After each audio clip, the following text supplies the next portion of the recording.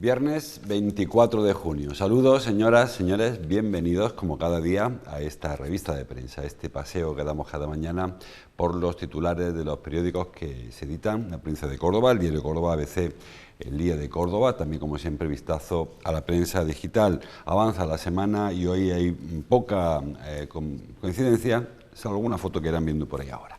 Vamos con el primer vistazo a las portadas. Ahí tiene la del Diario Córdoba. Habla de una encuesta, la primera encuesta tras las elecciones andaluzas. El 19J, el 19 de junio, despeña a Sánchez y dispara las opciones de Núñez Feijóo. Ahora hablamos un poquito de la encuesta. La foto que les comentaba, en este caso la firma Manuel Murillo, para la inauguración ayer del Museo de Vittorio y Luquino en Palma del Río. Palma del Río titula Abre el Museo de Vittorio y Luquino. Hay más fotos en la portada, por ejemplo, una pequeñita para la nueva exposición permanente del Centro Rafael Botí. Se han seleccionado una serie de obras del pintor cordobés, la seleccionó su hijo, por cierto, y son las que componen ahora la exposición permanente, la muestra permanente del Centro de Rafael Botí y la Judería. El diario ABC ha escogido para su portada dos temas de ámbito nacional.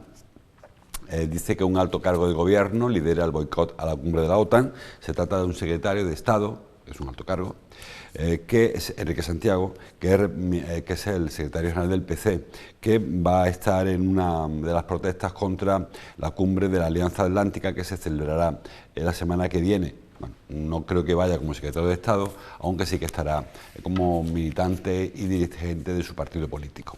También habla de política en la foto, carpetazo al caso de las mascarillas del hermano de Ayuso.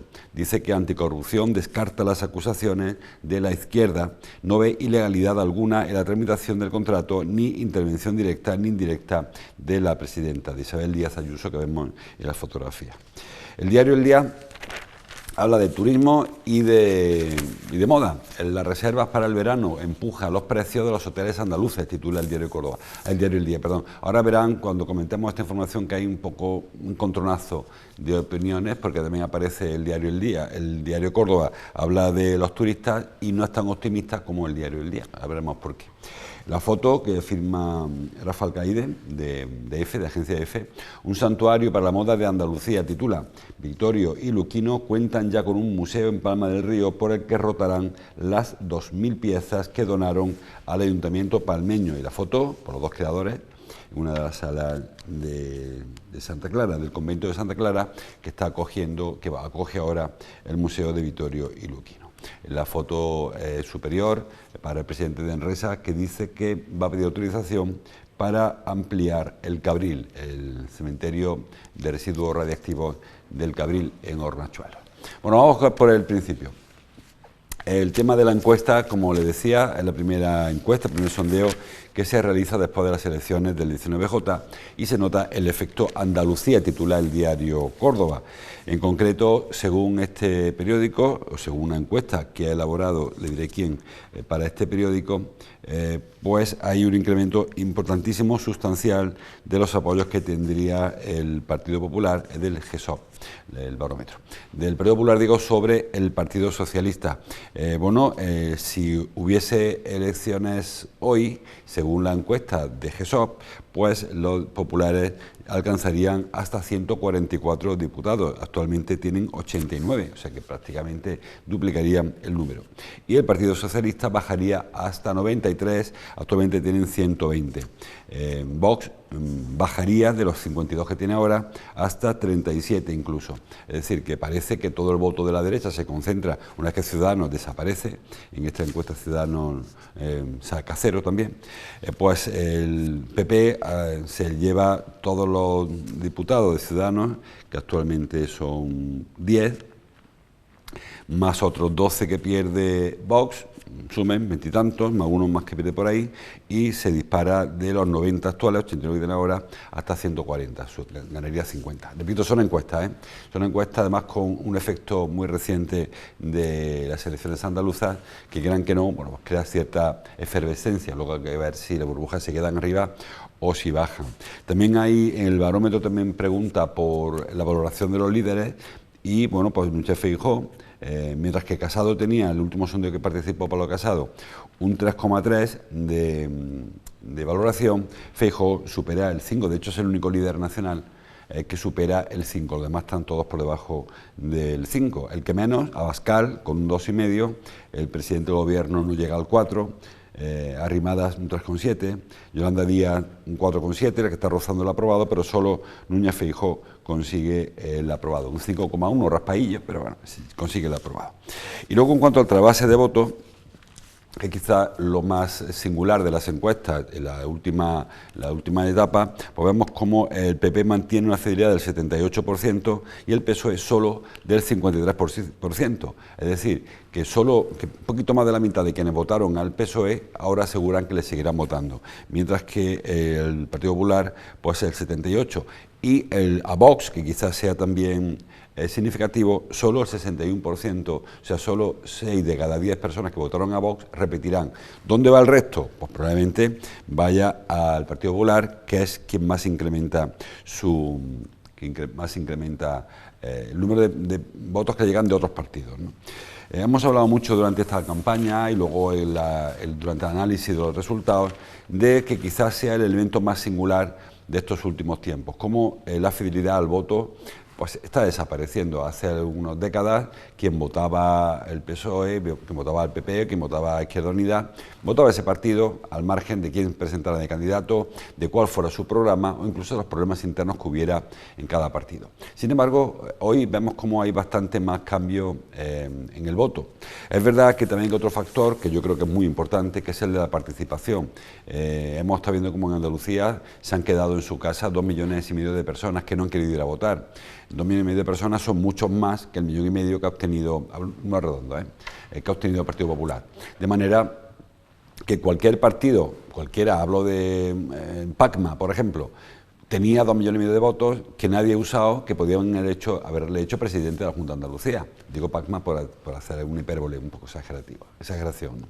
Pero cualquier partido de PSOE, Vox, Ciudadanos, podía haber aprovechado esos 2,5 millones de votos que han quedado sin utilizar en Andalucía. Digo esto porque a veces miramos mucho al trasvase de votos, miramos cómo los partidos se pelean unos con otros por arrancarle votantes, cuando hay una masa tremenda de personas que no votan, que a lo mejor sería más interesante buscarlos a ellos que no buscar el voto que ya está comprometido. Aún así, parece que las tareas de marketing, las tareas de redes sociales, los trabajos en los mítines o en la calle, está haciendo que algún voto se trasvase y cambie tanto como estamos viendo en las encuestas. Esta es otra encuesta, como siempre decimos, las encuestas no sirven. Ninguna encuesta durante la campaña de las andaluzas dio resultado que al final se obtuvo. Nadie habló de que el PP pasara nunca de 48 diputados durante la campaña. Luego es verdad que el último día ya alguno apuntó que podía llegar hasta 55, fueron 58, recuerden, al final. Y las encuestas son fotos fijas que se hacen un día, según las respuestas voluntarias y más o menos veraces que hace el encuestado, ¿no?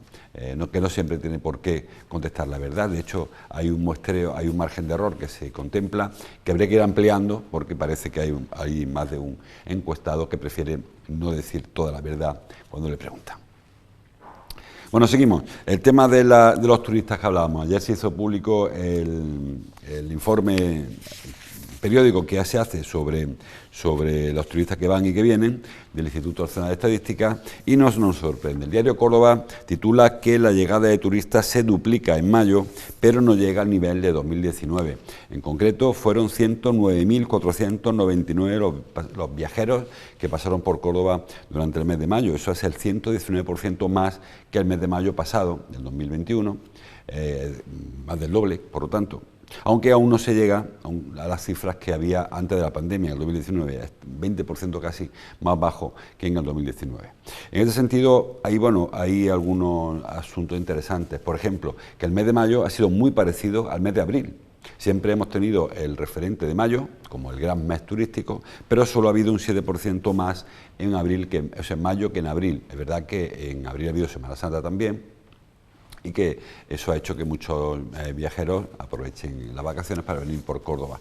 Pero a lo mejor no digo desestacionalizado del todo el turismo, pero sí que se ha ampliado un poquito el mes grande, el mes de mayo, con abril, como ya ocurre en otras provincias, ocurre por ejemplo en Sevilla, que es más de abril que de mayo, ¿no? También en esta ocasión hemos tenido algún festejo en abril, la Carta de Vino, por ejemplo, fue en abril también. Algunos saben que algunas de las celebraciones de abril, de romerías, por ejemplo, fueron en abril y eso hace que se estire un poco el mes de mayo, ocupe abril y junio también. En cuanto a pernoctaciones, hubo 192.000, que es una subida importante con respecto al año pasado, pero de nuevo 14% menos que el 2019, es decir, que estamos incrementando, recuperando cifras del 2019, pasando por encima del 2020, que fue un año malo, o sea, 20 y 21, que fue un año muy malo, ¿no? No es comparable lo que ocurrió este año ya con ninguna medida restrictiva. Con respecto al 20 o el 21, en el 20 prácticamente no se pudo celebrar mayo y el 21 fue muy limitado. Así que si comparas con el 2019, aún no estamos a ese nivel.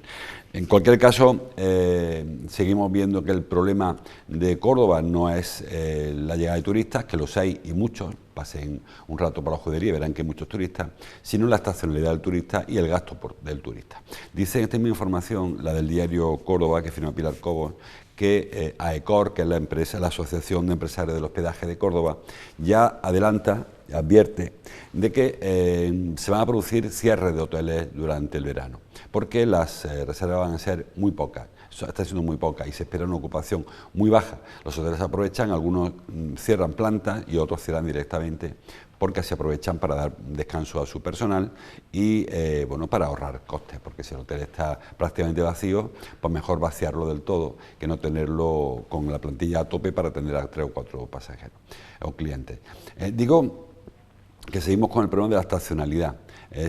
Sigue habiendo muchos turistas de paso y sobre todo en verano son turistas que están pernoctando en Málaga, en Sevilla o en Granada, que tienen, parece, mejor marketing en ese sentido y utilizan esas ciudades como punto de partida y de ahí se mueven. El turismo internacional sobre todo pernocta en Sevilla y en Málaga. El turismo nacional pernocta también en Granada, que no tiene fama de tanto calor como en Córdoba y prefieren dormir en Granada, hacer excursiones de Granada, entre ellas la de llegar a Córdoba y no al contrario. Creo que es un problema de promoción y también un poco de la leyenda negra de Córdoba. Yo siempre digo que en Córdoba hace mucha calor en agosto, eso no es ningún secreto, pero que también hace mucha calor en Roma, o hace calor en Marrakech, o hace calor en Atenas, y no cierran en agosto, y los turistas van allí también. Tenemos un problemilla ahí con esta leyenda negra, y además nos gusta mucho a nosotros alimentarla y presumir del calor que hace en Córdoba, y eso hace que muchos turistas prefieran dormir en otro sitio, dar un paseíto y regresar corriendo a su ciudad. Esto en cuanto a pernoctaciones fundamentalmente, porque en cuanto a la restauración, las cosas tienen mejor pinta. En este reportaje que firma Pilar, este es de Ángela en el diario El Día, me sirven los dos son los mismos, pero en el que firma Pilar entrevistan también a Fran de la Torre, el presidente de Hostecor, y él dice que hasta ahora el año va bien y que espera que acabe igual de bien o mejor, es decir, no hay malas perspectivas para el verano. Es verdad que el turista no viene en verano y que muchos cordobeses aprovechan también el verano o para irse fuera de Córdoba o para irse a la parcela o para irse al pueblo si tienen una segunda residencia para evitar los rigores del calor.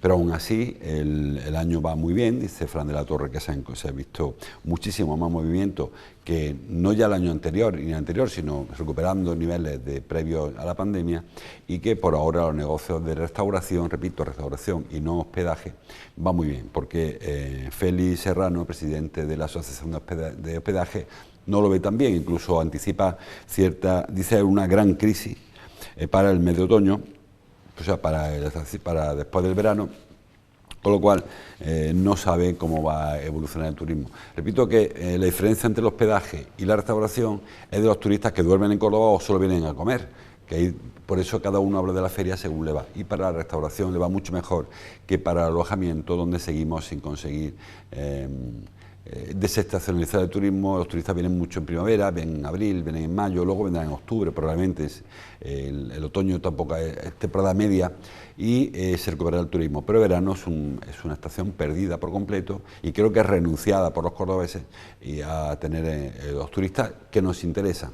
Yo siempre lo digo, no me canso de decirlo, Córdoba es una ciudad acogedora y todo el mundo es bienvenido, pero hay turistas que son más rentables que otros, eso es evidente. Fran de la Torre vuelve a reclamar un plan estratégico, el libro blanco del turismo, que diga qué tenemos que hacer para, si de verdad la ciudad ha decidido vivir solo del turismo, por lo menos que se haga de una manera científica, entre comillas, ¿no? Que sea al menos de una manera interesante. para la economía, quiero decir. El diario El Día, hablando de turismo, enlazando un poquito con esto, en la portada habla de que expertos en el Islam, islamólogos, insistieron en llamarles, analizarán en Córdoba la evolución de las mezquitas. ¿Por qué hilo esto? Bueno, es una reunión científica, no es una reunión masiva, son expertos, es una sociedad alemana que se creó en Alemania y que son expertos en cultura, en arte, en historia del Islam. Y en esta ocasión la reunión la van a hacer en torno a las mezquitas, no a la mezquita como elemento arquitectónico, o no solo como elemento arquitectónico, sino en su origen, en su evolución, en su tal. Bueno, ellos, cuando se planteó el año pasado, que se reunieron en Roma, en la Universidad de la Sapienza en Roma, decidieron dónde se iban a reunir este año, tenían varias ofertas sobre la mesa. Tenían la Universidad de Múnich, tenían el Louvre, en Francia, en París, y tenían la oferta de Córdoba, de la mezquita. Y no hubo duda, ganó por goleada la opción de Córdoba, porque todos los miembros de esta sociedad, que son alemanes, que son austríacos, conocían perfectamente el Louvre, conocían perfectamente la Universidad de Múnich, conocen perfectamente Córdoba, y primó Córdoba por lo que les cuento. Bueno, además de que era una reunión sobre mezquitas, o sea que lo tenían mucho más fácil, pero además porque Córdoba tiene un patrimonio que se presta perfectamente a este tipo de reuniones, tanto patrimonio artístico, histórico, cultural, como también equipamiento para albergar congresos.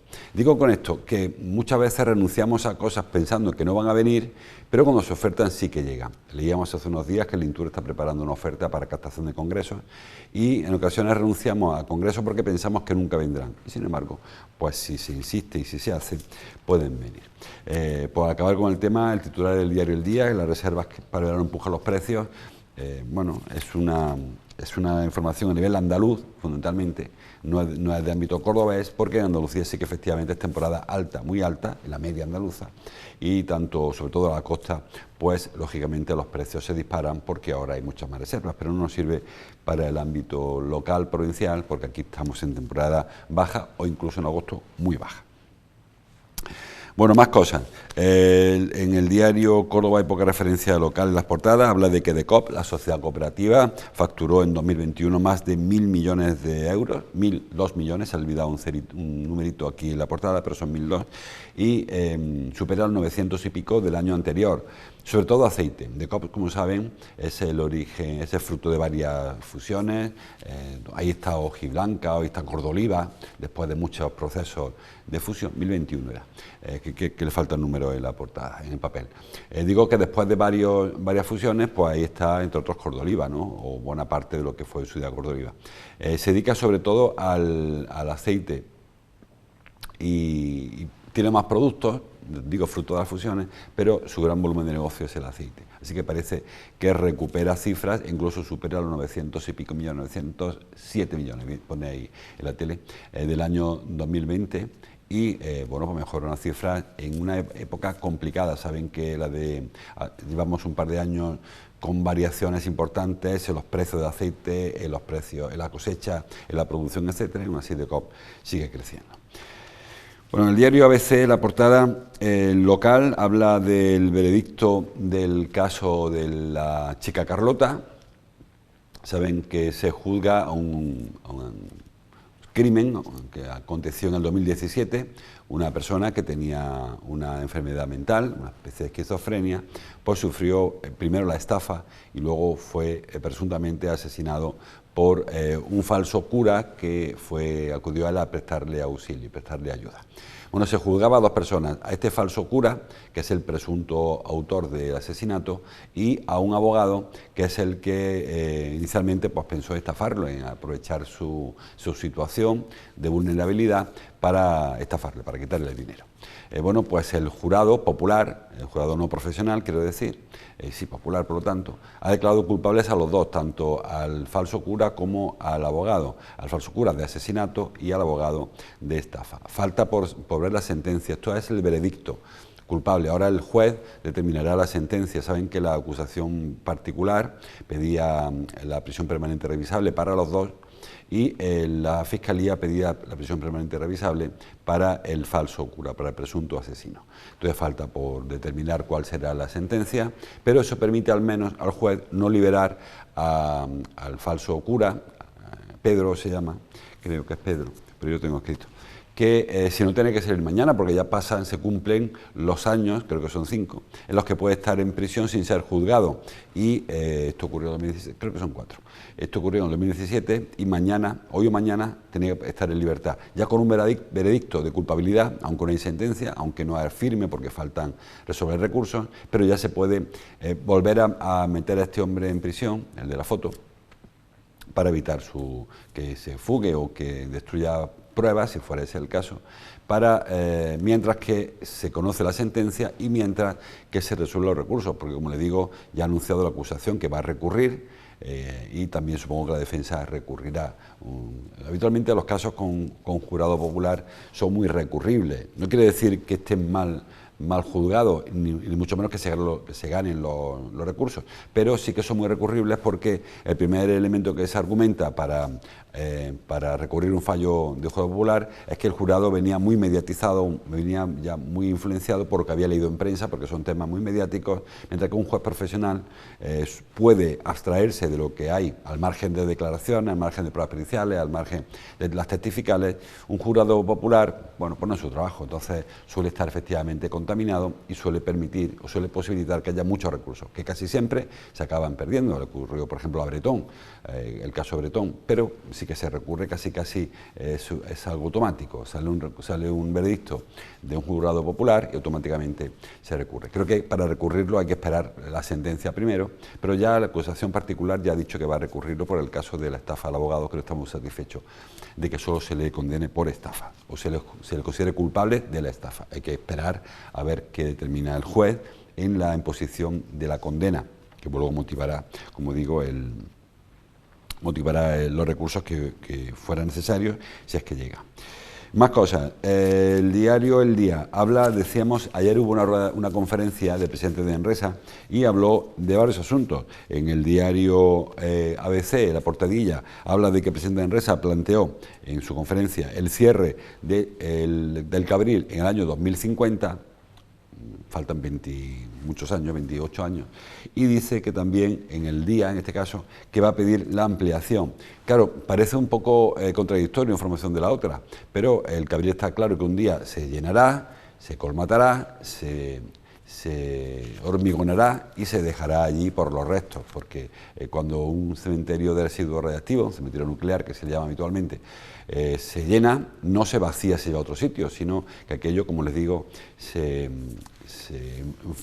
le hace una funda de hormigón, ya tiene de hecho, y ahí se queda, se sepulta y se entierra bajo tierra, en el monte, en la Sierra Albarrana.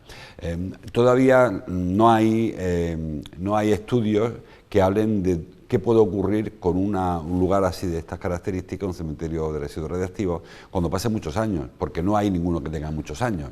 Dicen los científicos, según ni cuál, de qué bando, de qué parte, los que son más partidarios de este tipo de instalaciones de almacenamiento de residuos, que es inocuo, que no produce daño, siempre que se hayan aislado convenientemente, siempre que no haya filtraciones, siempre que no entre agua, siempre que no haya, pero dicen los otros, los que son contrarios, que aún así una exposición grave, porque puede haber un terremoto, puede haber un movimiento de tierra y, bueno, dejará descubierto una serie de restos que pueden ser peligrosos. Bueno, en cualquier caso, el Cabril está ahí, no lo van a cerrar, porque si lo cerraran, o sea, si lo vaciaran, sería llevar el problema a otro sitio simplemente, y de lo que se trata de que al menos no llegue basura de media o alta actividad, la que hay ahora de baja actividad, que parece que está más garantizada la seguridad del personal. En cualquier caso, se va a ampliar a una nave más y con el objetivo de llenarlo cuando se complete esta ampliación y cerrarlo, dijo el presidente de Enresa, cerrarlo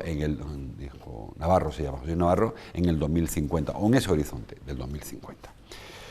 Bueno, se nos acaba el tiempo, vamos avanzando. Del diario El Día habla de, bueno, más cosas, y entre ellas de Vittorio y Luquino, que como les decía, ayer inauguraron su museo en Palma del Río.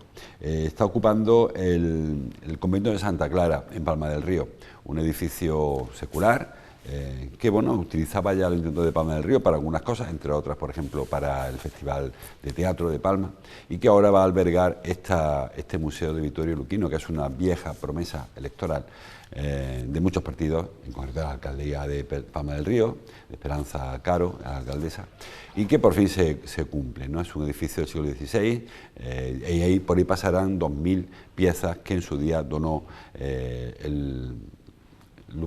Vittorio, perdón, que es creo que es Víctor, creo que es el palmeño, hijo predilecto además de Palma del Río, pues donó al ayuntamiento y que ahora se quedarán ahí. Ya hay unas pocas de obras expuestas, como la que ven en la fotografía. Ayer vino mucha gente de la exposición. A la inauguración vino la consejera Patricia del Pozo, consejera en funciones, Patricia del Pozo, la alcaldesa de Palma del Río, la subdelegada del Gobierno, el presidente de la Diputación, en fin, muchas personalidades que acudieron a esta inauguración, porque realmente, bueno, es una deuda que tenía Palma del Río con este diseñador ilustre, con hijo ilustre de Palma, que además, como le decía, es hijo predilecto de la ciudad y que tendrá su museo. Saben que tuvieron una rachilla regular estos diseñadores, no encuentro ahora la información. Estos diseñadores, pero parece que se ha repuesto y que tendrán pues ese homenaje en el convento de Santa Clara. Son una cesión que se produjo en el 2017, 2000 piezas que irán rotando y que la consejera aprovechó esa inauguración para lanzar o para avanzar que habrá una marca, moda diseñada y creada en Andalucía, de estos marchamos que se están poniendo ahora como garantía de calidad y también para promoción interna, para Andalucía.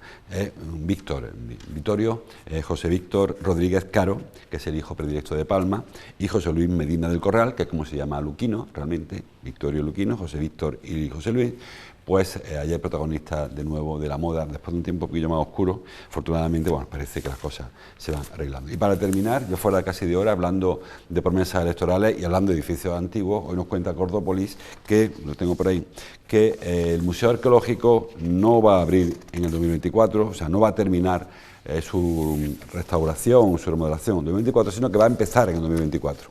Ayer hablábamos de un retraso que nos enteramos gracias a una pregunta parlamentaria. Antonio Hurtado le preguntó al Ministerio de Defensa que para cuándo se espera que esté en marcha la base logística, y nos sorprendió a todos con que dijo el Ministerio de Defensa que después, que en el 2035. También ayer Andrés Lorite, del Partido Popular, le preguntó al Ministerio de Cultura que cuándo van a terminar las obras de remodelación del Museo Arqueológico. Y dijo el Ministerio de Cultura que empezarán en el 2024, mientras que hace unos días, recuerden, hace poquitos días, el ministro Iceta, que vino a Córdoba en campaña electoral, pues anunció que sería en el 24 cuando terminaban. Claro, cuando hemos tirado ahora de hemeroteca a ver qué dijo realmente Iceta, no dijo que fuese a concluir la restauración, dijo las obras concluirán en el 24, efectivamente las obras actuales, los de la primera fase, pero fases posteriores pues tardarán aún en arrancar. Este año se sacó ya a licitación la redacción del proyecto, pero tiene un plazo largo de ejecución, con lo cual sabremos cómo va a hacerse el proyecto, no la obra en sí, sino cómo será la obra en el año que viene. Y luego pues habrá un proceso en el cual se licite la construcción, cuando se busque una partida presupuestaria adecuada y se haga concurso, y será en el 24 cuando comience. ¿Con qué periodo de ejecución? ¿Con qué plazo? Pues habrá que esperar primero a que se haga el proyecto, que está por hacer, y a que haya presupuesto para pagarlo. Pero por de pronto, el 24 no estarán las obras ni mucho menos concluidas, sino que estarán comenzando en esa tercera fase. Luego habrá una fase más de musealización, o de una nueva musealización, la que hay es muy antigua. La verdad que el Museo Arqueológico tiene una trayectoria amplia y está ahí desde el año 59 en el Museo en la plaza de Jerónimo Páez. Antes estuvo en otro sitio, en la calle San Juan de los Santos Gener, estuvo en la plaza de San Juan también, la colección de antigüedad que se llama entonces. Como museo casi se inauguró ahí. Y hace, pues eso, 59 son 60, 40 y 20, 60 años que lleva ahí, y ha habido muchos cambios en esos 60 años, pero la musealización se ve un poco antigua, ¿no? Todavía, viendo cómo se está trabajando en otros museos, la de Córdoba hace falta un cambio. Primero habrá que acabar con la obra, con la tercera fase de la remodelación, y luego la última fase, la de la recuperación definitiva del museo. y la adaptación a los nuevos tiempos. En 20 segundos viene la temperatura agradable aún durante este fin de semana, quizás el lunes, martes y miércoles también siga siendo agradable. Luego parece que cuando llega julio la cosa se estropea, hay mucha oferta de ocio, que como siempre les invito, y no vayan al zoológico porque sigue cerrado, saben que hay un brote de gripe aviar, y es más, señala el diario Córdoba que el Ministerio de Agricultura ha obligado a sacrificar a 12 patos que estaban contagiados de gripe aviar. Es una gripe que en principio, aunque es una zoonosis, o sea, es decir, se puede transmitir al ser humano, pero en este caso la influenza, que se llama, no es especialmente fácil de contagiar al ser humano, o sea que parece que todo se queda en los animales. Ya han muerto 10, como saben, han muerto 10 de gripe aviar, más a estos 12 patos que estaban infectados, pues ha habido que sacrificarlos para cortar el brote y que no acabe todo el zoológico infectado. Y como decíamos el otro día, creo que fue, lo dijimos esta semana, en el zoológico hay una contaminación importante, de pasos, quiero decir, de animales que anidan y comen en la sotoarbolafia, pero que frecuentan el zoológico. Y ese era el temor, que saliera del zoológico el brote y se contagiara a otros lugares de la ciudad. En principio no había, no había intención de sacrificar a ningún animal, pero ha habido otro brote parecido de gripe aviar en España. El Ministerio, en ese caso, sí que ordenó sacrificar a los animales, y en Córdoba, cuando han preguntado, yo no, ahí también sí hay un decreto que obliga a sacrificar a los animales infectados por gripe aviar para que no contagien. Así que estos 12 animales han sido sacrificados y a ver si ahí se queda la cosa. Los 10 que murieron infectados, más los 12 que ha habido que sacrificar, pues que se quede ahí y no haya que lamentar más pérdidas de los animales que están en el zoológico de Córdoba. Hasta aquí llegamos, como siempre, les deseo un feliz fin de semana. Sigan informándose, sigan leyendo la prensa, viendo la radio, viendo la tele, y nos vemos el lunes para seguir hablando nosotros. Hasta entonces, como siempre, gracias por su atención.